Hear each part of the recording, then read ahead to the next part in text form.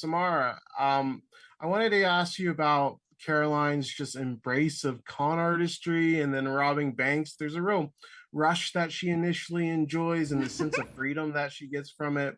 What did you find most interest about the psychological aspect of the character? Yeah, she has such a great arc. Tom Dean did such an incredible job of writing her. I mean, I just inhaled the script. I think, you know, she's been in this small town with the same people for such a long time, and she doesn't really know who she is. Her mom left, and she just wants to, you know, get out. And this handsome, woofy man comes along and offers her a ticket out of there.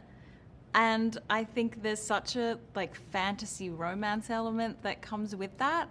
You know, the delusion starts breaking and reality hits eventually. But you know, I loved that. Yeah, she starts out as this like doe-eyed, full of hope girl who's also simultaneously like very bored, and then just gets like, she gets to understand herself and gets confidence, and she's like, I'm gonna go rob some banks and get real weird.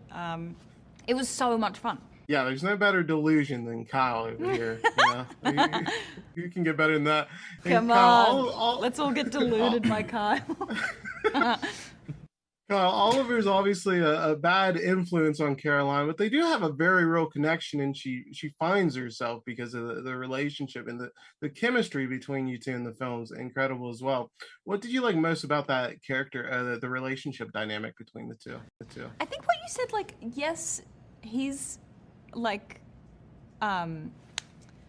what did you say? Like corrupting her, but I think she's actually corrupting him by the end. She's like, yeah, rob the whole world, you definitely take it further, and I think he just loves her so much that he's like, I'll give you anything you want, so you know. Sweet. And I think that's the cool thing about this movie is it really is just a love story at the end of the day. Like, these two really are ride or die for each other, basically, from the beginning of the movie to the end of the movie. And I think that's pretty, I don't know, I think that's pretty cool for a film like this. Like, I don't want to say too much because I don't want to like twist anything or give anything away, but I really like the relationship. I think the relationship between the two of them is really special, and I think it really, you know, helps carry the film.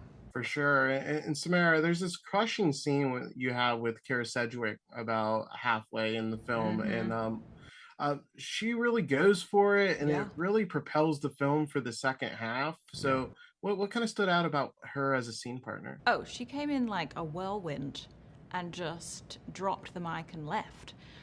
I am really grateful that Adam shot everything pretty much in chronological order. So it really helped. She came in and did such an incredible job. It really helped inform all of the scenes afterwards, because I got to sit with her for 2 days and just really feel the emotion of that scene. And I carried it through, like when they have these conversations about, you know, am I a good person or a bad person? Am I like my mom? And all these fears come up. I loved that I had experienced that scene. I think if it had been the other way around, I would have been like, oh no, I could have done so much. Yeah, it's hard to not know, especially because if you play something a little more reserved and then she comes in as hot and heavy as she did, you would have been... Yeah, and the scene right after, like, we had such a beautiful, like, spontaneous